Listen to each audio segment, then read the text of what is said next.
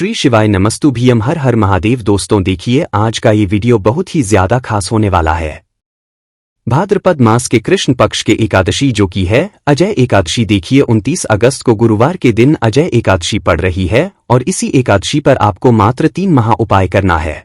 देखिए, एकादशी के विशेष उपाय है और सबसे महत्वपूर्ण उपाय है 7 चावल के दाने वाला उपाय। तो बहुत ही प्यारे उपाय होने वाले हैं, जरूर इस वीडियो को बिल्कुल ध्यान से समझना। आज की इस पूरी वीडियो में 3 महा उपाय के बारे में बात करेंगे। सबसे पहला जो उपाय है आपके पितरों को भी प्रसन्न करेगा, बहुत ही प्यारा सा उपाय है। 3 ताली बजाना और आपके पितरी जो है वो प्रसन्न हो जाएंगे। दूसरा जो उपाय होगा वो मात्र हल्दी से और कुमकुम से आपको करना है आपकी समस्त मनोकामनाओं की पूर्ति के लिए। और तीसरा जो उपाय होगा वो भी बहुत ही प्यारा सा उपाय होगा, 7 चावल के दाने। तो 3 महा उपाय के बारे में आज के इस वीडियो में हम बात करेंगे। बहुत ही प्यारे से उपाय होने वाले हैं। पूज्य गुरुदेव की ही कथा सुनकर के समझ करके समझाने का पूरा प्रयास करूंगा, लेकिन उससे पहले आप सभी से रिक्वेस्ट करता हूं, चैनल पर अगर पहली बार आए हैं तो चैनल को जरूर सब्सक्राइब करें और कॉमेंट में ओम नमः शिवाय जरूर लिखें। देखिए, एकादशी तिथि जो होती है वो भगवान विष्णु को समर्पित होती है। देखिए, ये जो 3 उपाय है, देखिए ये तीनों आपको करना है एकादशी के दिन। 29 अगस्त को गुरुवार के दिन अजय एकादशी है। तीनों में से जो उपाय आपको लगता है आप कर सकते हैं। देखिए, सबसे पहला उपाय बहुत ही प्यारा सा उपाय है। यदि आपकी कोई भी मनोकामना कई दिनों से परिपूर्ण नहीं हो रही है, हो सकता है आपको किसी ने बोल दिया हो कि आपको पितृदोष लगा हुआ है, तो भी आप ये उपाय कर सकते हैं। देखिए, यदि आपके पितृ जो हैं वो प्रसन्न नहीं हैं, आपके पितृ जो हैं वो तृप्त नहीं हैं, तो आपको ये उपाय करना चाहिए। देखिए, ये है पूर्ति का उपाय। देखो, समझना इस उपाय को कैसे करना है। सबसे पहली बात आपको क्या करना है, तांबे का पात्र लेना है, उसके अंदर जल भरना है। ठीक है, जल कहाँ का लोगे? घर के मटके का ही जल लेना है। भगवान शिव के मंदिर में जाओगे तो ऐसा नहीं कि भगवान शिव के मंदिर से ही जल ले लिया। इस उपाय के लिए ये जो उपाय है पितृ को प्रसन्न करने के लिए है। देखिए, आपके घर के मटके के वहां पर रहता है आपके पितरों का स्थान। तो आपको क्या करना है, पितृ के स्थान यानी कि मटके से जल लेना है और तांबे के पात्र के अंदर भर देना है। ठीक है, अब देखो, यदि आपके यहां पर गंगाजल हो तो गंगाजल की कुछ बूंदे इस जल के पात्र के अंदर डाल देना। गंगाजल नहीं है, कोई पवित्र जल है, नर्मदा मैया का जल है तो नर्मदा मैया का जल डाल देना, या कोई भी पवित्र नदियों का अगर आपके पास शुद्ध जल है तो उनकी कुछ बूंदे इस जल के पात्र के अंदर आपको डाल देनी है। अब देखो, अब इस उपाय को समझना। ये जल का पात्र लेकर के जाना है आपको भगवान शिव के मंदिर में। ये उपाय आप सुबह से लेकर के शाम तक जब आपकी इच्छा हो तब आप ये उपाय कर सकते हैं। देखो, भगवान शिव के शिवलिंग के सीधे तरफ आपको खड़े हो जाना है और आपका जो मुख होगा वो होना चाहिए उत्तर दिशा की तरफ। आ गई आपको बात समझ में? आपके दोनों हाथों में 1 लोटा जल होना चाहिए और ये जल आपको भगवान शिव के शिवलिंग पर श्री शिवाय नमस्तुभ्यम का जाप करते हुए पूरा जल आपको अर्पित कर देना है। जैसे ही जल आप अर्पित करोगे, इस लोटे को साइड में रखना, नीचे रखना और उसके बाद 3 ताली से बजाना और आपको स्वधा स्वधा स्वधा, देखो स्क्रीन पर आपको लिखा हुआ मिल रहा होगा, स्वधा स्वधा स्वधा। इस नाम का आपको जाप करना है 3 बार। 3 ताली बजाना और 3 बार आपको जाप करना। स्वधा बोलना, फिर ताली बजाना, फिर स्वधा बोलना, फिर ताली बजाना, फिर स्वधा बोलना, फिर ताली बजाना और आपकी जो भी विशेष मनोकामना है वो आपको बोल देनी है। आ गई आपको बात समझ में? महादेव की कृपा से आपके घर आपकी जो भी मनोकामना होगी वो भोले भंडारी जरूर ही परिपूर्ण करेंगे। देखिए, इस मंत्र का अगर आप जाप कर रहे हैं ना, तो आपको ये पता होना चाहिए कि ये मंत्र किस लिए है। देखिए, ये उपाय आपके पितरों को तृप्त करता है। सुश्राद्ध का फल आपको एक ही स्वधा मंत्र में आपको मिल जाता है और सभी तीर्थों में स्नान करने का फल भी आपको मिलता है। तो स्वधा स्तोत्र का आप पाठ भी कर सकते हैं। अगर आपके पास समय है तो सदा स्तोत्र का पाठ करें, नहीं तो स्वधा स्वधा स्वधा इस मंत्र का 108 बार आपको वहीं पर बैठकर के जाप करना चाहिए। बहुत ही प्यारा सा एकादशी पर करने वाला एकमात्र ऐसा उपाय है। अब देखो, दूसरा उपाय, अगर पति पत्नी में बहुत ज्यादा लड़ाई होती है, पति पत्नी में प्रेम नहीं है और लड़ाई के कारण घर में क्लेश बहुत होता है, गृह क्लेश होता है, यदि आपके घर में भी ऐसी कोई समस्या है तो आपको ये उपाय करना चाहिए। देखो, बहुत ही प्यारा सा उपाय है। 1 कोल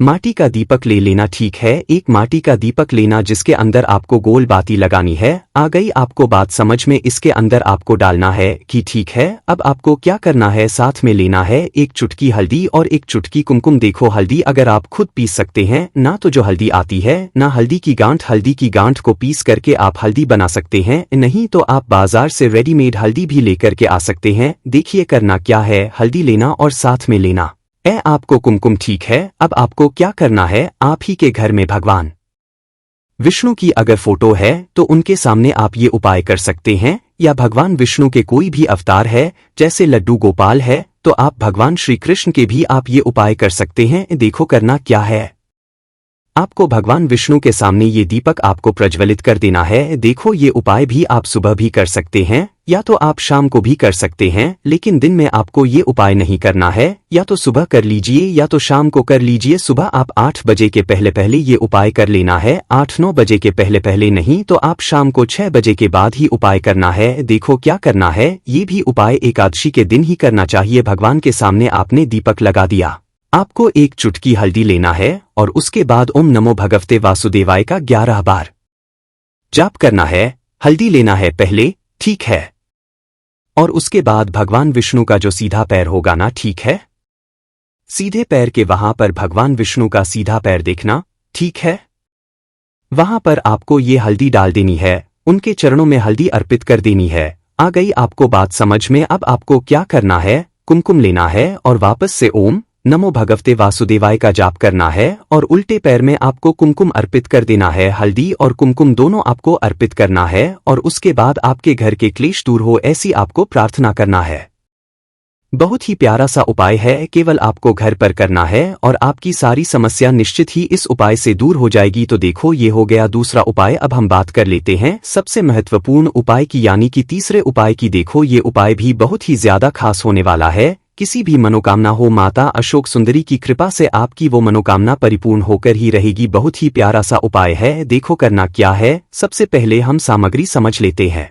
आपको लेना है 7 चावल के दाने, 7 चावल के दाने, और चावल के दाने खंडित नहीं होने चाहिए, ठीक है। साथ में लेना है एक चुटकी आपको पीला चंदन ले सकते हैं या तो आप केसर भी ले सकते हैं। अब देखो क्या करना है, ये 7 चावल के अंदर आपको पीला चंदन जो है सूखा पीला चंदन होगा, उसके अंदर थोड़ा सा जल मिलाकर के पीले चंदन को आपको चावल के ऊपर लेपना है। जो चावल होंगे वो पीले हो जाएंगे। आप केसर ले रहे हैं तो केसर को घीस करके उसका जो जल है वो आपको चावलों के ऊपर डाल देना है। कहने का मतलब ये है, आप या तो चावल के ऊपर केसर का पानी डाल दीजिए या तो पीले चंदन का लेपन कर दीजिए, दोनों में से एक करना है, यानी कि चावल को आपको पीला करना है, ठीक है। अब साथ में लेना है 7 हरे मूंग के दाने। 7 हरे मूंग के दाने ये भी साबुत होने चाहिए, खंडित नहीं होने चाहिए। आ गई इतनी बात आपको समझ में? अब आपको लेना है 7 बेलपत्र। अब देखो बेलपत्र की परेशानी होती है कि बेलपत्र बहुत सारे लोगों को मिलते नहीं है, तो भगवान शिव के मंदिर में चले जाना और वहां पर चढ़े हुए बेलपत्र को उठाना और शुद्ध जल डाल करके वापस से आप उपयोग में ले सकते हो, पूर्ण वो ही फल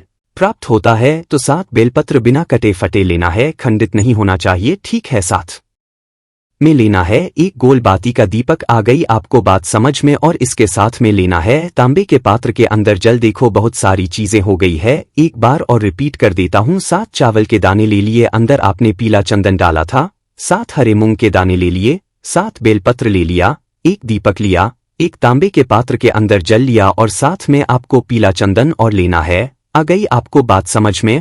ये सारी सामग्री लेकर के आपको भगवान के मंदिर में जाना है, भगवान शिव के मंदिर में। देखो गुरुवार की एकादशी पड़ी है तो इस उपाय को आपको गुरुवार की एकादशी पर करना है। देखो करना क्या है, ये उपाय भी आपको सुबह से लेकर के रात्रि तक जब आपकी इच्छा हो तब आप कर सकते हो। देखो आप जैसे ही भगवान के मंदिर में जाओगे तो मंदिर की जो चौखट है, समझना मंदिर की जो चौखट है ना, मंदिर की चौखट के सीधे तरफ आपको ये 7 चावल के दाने आपको डाल देना है, ठीक है। 7 चावल के दाने डाल दिए। अब इन्हीं 7 चावल के दानों के ऊपर जो एक गोल बाती का दीपक लेकर के आए हैं ना, वो गोल बाती का दीपक आपको लगा देना है और इसे प्रज्वलित कर देना है। आ गए इतनी बात समझ में? अब देखो ये उपाय कर लिया। अब आपको आपके पास है हरे मूंग के दाने जो 7 के मूंग दाने जो हैं वो आपको क्या करना है, जो नंदी जी है, नंदी जी का जो पैर उठा हुआ रहता है ना, वहां पर ये 7 हरे मूंग के दाने आपको अर्पित कर देना है। ठीक है, अब आपके पास है 7 बेलपत्र और तांबे के पात्र के अंदर जल है। अब आपको भगवान शिव के मंदिर में जाना है और उसके बाद 1 लोटा जो जल जो है वो भगवान शिव के शिवलिंग पर श्री शिवाय नमस्तुभ्यम का जाप करते हुए, और आपकी जो भी विशेष मनोकामना है इस एकादशी पर वो जो चाहते हैं कि वो परिपूर्ण हो जाए,